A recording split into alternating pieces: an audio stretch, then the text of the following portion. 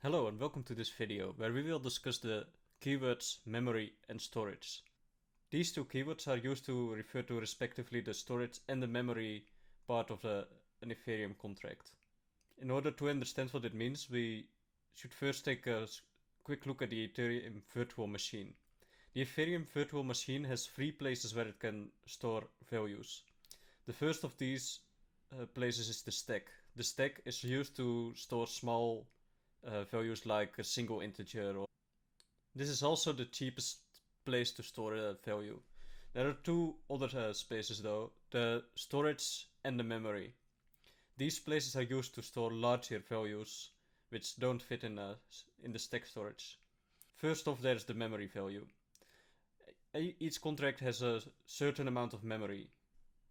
The memory value is used to store persistent data, which means between function calls the data gets deleted again.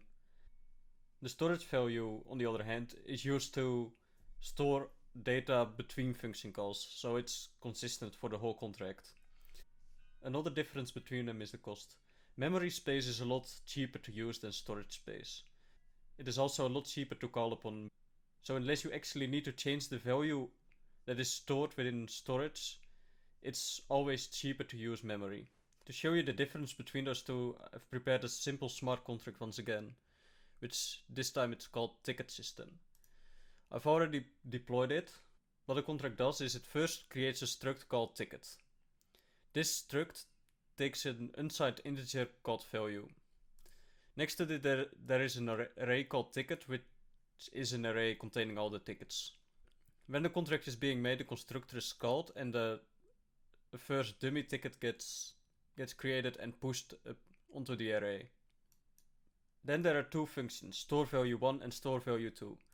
Both functions have the same operations, but the difference comes in the keyword storage and memory.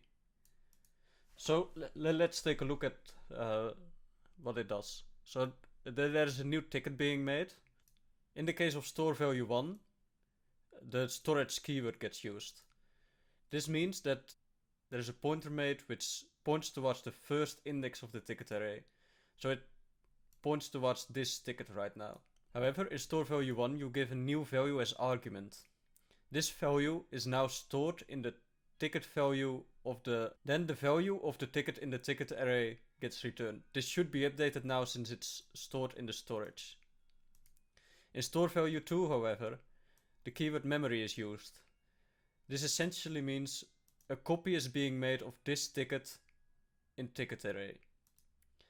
When we try to update it, it gets updated within this function. So as soon as the ticket array value gets returned, which is stored in the storage, the array is in the storage, so it doesn't get updated by using memory. To show this, let's see how it actually looks within the contract.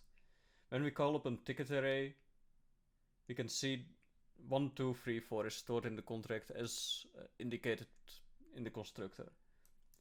When we store 2, 2, 2, for example, in using store value 1, we get a MetaMask pop-up, so we just confirm it. And after waiting a while, the transaction should be confirmed. And when we look again at the first index of ticket array, it is now updated to 2, 2, 2, 2. When we use store value 2, however, for example with 4 threes, there is another MetaMask pop-up which is cheaper than the store value 1 pop-up. Let's just confirm it again. However, as you can see, it returns the previously stored ticket.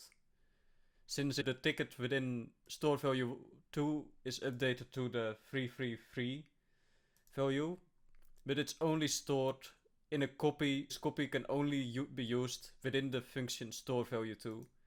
So as soon as it goes out of the scope of the function again by using ticket array, the value is lost and it should still be 2, 2, 2, 2, which is correct.